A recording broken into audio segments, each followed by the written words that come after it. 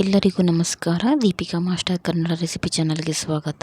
ಇವತ್ತು ನಾವು ಉಳಿದಿರುವ ಚಪಾತಿಯಿಂದ ಒಂದು ಒಳ್ಳೆ ರೆಸಿಪಿ ಖಾರ ಚಕೋಲಿ ಹೇಗೆ ಮಾಡೋದಂತ ನೋಡೋಣ ಬನ್ನಿ. ನಮ್ಮ ಮನೇಲಿ 2 ಚಪಾತಿ ಉಳ್ಕೊಂಡಿತ್ತು. ಅದನ್ನು ನಾನು ಈ ಥರ ಕಟ್ ಮಾಡ್ಕೊತಿದ್ದೀನಿ. ತುಂಬ ದೊಡ್ಡದಾಗೂ ಕಟ್ ಮಾಡ್ಕೋಬೇಡಿ, ತುಂಬ ಚಿಕ್ಕದಾಗೂ ಮಾಡ್ಕೋಬೇಡಿ, ಮೀಡಿಯಮ್ ಕಟ್ ಮಾಡ್ಕೊಳ್ಳಿ. ನೋಡಿ ಈ ಥರ. ಸೊ ನಿಮ್ಮ ಮನೇಲಿ ಒಂದು ಉಳಿದ್ರೂ ಕೂಡ ನೀವು ಮಾಡ್ಕೋಬೋದು, ತುಂಬ ಚೆನ್ನಾಗಿರುತ್ತೆ. ನಾನಿಲ್ಲಿ 2 ಮಾಡ್ಕೋತಿದ್ದೀನಿ. ನೋಡಿ ಈ ಥರ ಕಟ್ ಮಾಡ್ಕೊಂಡ್ಮೇಲೆ ಇನ್ನೊಂದು ಪ್ಯಾನಿಗೆ ಬಿಸಿಯಾಗಿಟ್ಟು ಅದರಲ್ಲಿ ಒಂದು 2ರಿಂದ 3 ಸ್ಪೂನಷ್ಟು ಎಣ್ಣೆ ಹಾಕ್ತಿದ್ದೀನಿ. ಎಣ್ಣೆ ಚೆನ್ನಾಗಿ ಕಾಯಬೇಕು. ನಂತರ ಅದಕ್ಕೆ 1 ಸ್ಪೂನಷ್ಟು ಸಾಸಿವೆ ಹಾಕ್ತಿದ್ದೀನಿ. ಸೊ ಅದೆಲ್ಲ ಚಟಪಟ ಅಂತ ಫ್ರೈ ಆದಮೇಲೆ ಅದಕ್ಕೆ 1 ಸ್ಪೂನಷ್ಟು ಜೀರಿಗೆ ಹಾಕ್ತಿದ್ದೀನಿ. ಅದನ್ನೆರಡು ಮಿಕ್ಸ್ ಮಾಡಿಕೊಂಡು ನೆಕ್ಸ್ಟು 1 ಹಸಿಮೆಣಸಿನಕಾಯಿನ ಕಟ್ ಮಾಡ್ಕೊಂಡಿದ್ದೀನಿ. ನೀವು ಬೇಡ ಅಂದರೆ ಸ್ಕಿಪ್ ಮಾಡ್ಕೋಬೋದು. ಅದು ಹಾಕಿದ್ರೆ ತುಂಬ ಫ್ಲೇವರ್ ಚೆನ್ನಾಗಿ ಬರುತ್ತೆ. ಓಕೆನಾ. ನೆಕ್ಸ್ಟ್ ಇದಕ್ಕೆ ನಾನು ಕರಿಬೇವನ್ನ ಆ್ಯಡ್ ಮಾಡ್ತಿದ್ದೀನಿ. ಅದನ್ನು ಹಾಕಿಬಿಟ್ಟು ಮಿಕ್ಸ್ ಮಾಡ್ಕೊಳ್ಳಿ.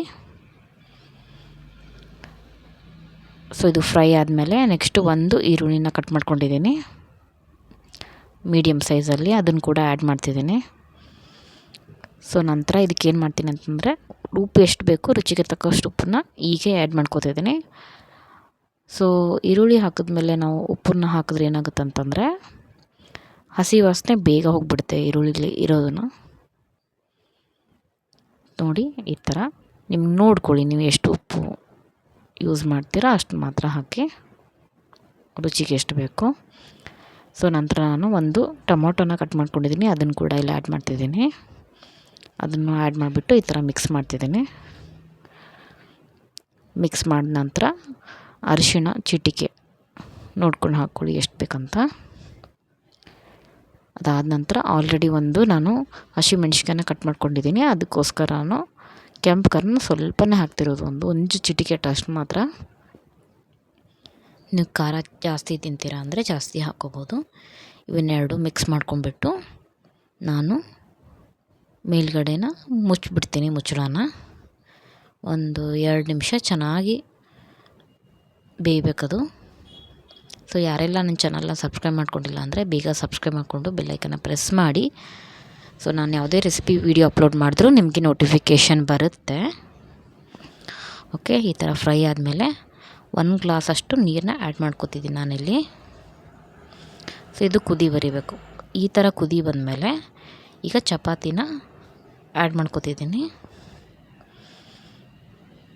ನೀರು ತುಂಬ ಜಾಸ್ತಿ ನೋಡಬಾರ್ದು, ತುಂಬ ಕಡಿಮೆನೇ ಹಾಕ್ಬೋದು, ನೋಡಿಕೊಂಡೆ ಮೊದಲೇ ಹಾಕ್ಕೊಳ್ಳಿ.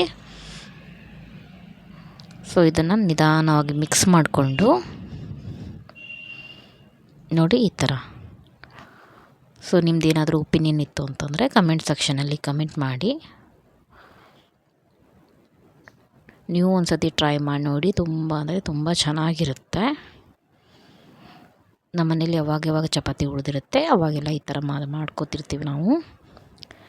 ನಂತರ ನಾನೇನು ಮಾಡ್ತೀನಿ ಅಂತಂದರೆ ಇದಕ್ಕೆ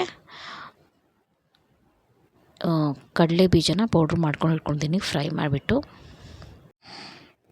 ಮೇಲ್ಗಡೆ ಈ ಥರ ಕಡಲೆಬೇಳೆ ಪೌಡ್ರನ್ನ ಹಾಕ್ಕೊಳ್ಳಿ. ಸ್ವಲ್ಪ ಜಾಸ್ತಿ ಬೇಡ, ಎಷ್ಟು ಬೇಕಷ್ಟೇ ಹಾಕ್ಕೊಳ್ಳಿ. ಸ್ವಲ್ಪ ಕಲಿಸ್ಕೊಂಡು ಇನ್ನೊಂದು ಸ್ವಲ್ಪ ಹಾಕ್ಕೊಳ್ಳಿ.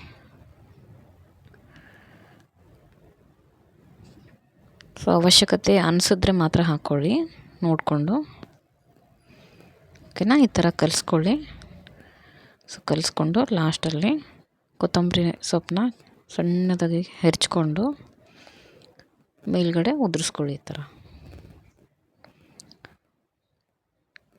ಮತ್ತೆ ಕಲಸಿ ಸೊ ಗ್ಯಾಸ್ನ ಆಫ್ ಮಾಡಿಬಿಟ್ಟು ಮೇಲ್ಗಡೆ ಮುಚ್ಚಳನ ಮುಚ್ಚಿ 1-2 ನಿಮಿಷ.